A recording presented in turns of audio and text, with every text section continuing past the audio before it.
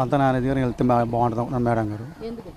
ఎందుకంటే ఇప్పుడు వరకు మా కురసా కన్వా గారు చేసాం మేడం గారు. వాకలపూడి పిసమేల కాలనీ ఇప్పుడు వరకు చేసింది కురసా కన్వా గారికి చేసాం.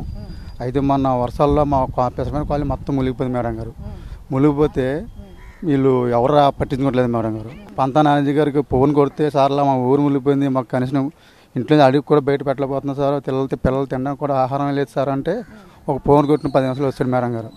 వచ్చి మా బాధలు చూసి మా కాలనీకి ఏం చేస్తే నీరు వెళ్ళిపోద్దని శాసన పరిష్కారం చేద్దామనేసి మాట ఇచ్చాడు ఊరందరికీ కూడా. వెంటనే ఇమ్మీడియట్గా పంచాయతీ ఈవీ గారికి ఫోన్ చేసి క్రేను మీరు తెప్పించారా లేదా నేను పెట్టమంటారా అనేసి ఆయన సొంత డబ్బులతో పెట్టి చేయించడానికి కూడా మాకు చెప్పాడు సార్ పంత నానేజీ గారు.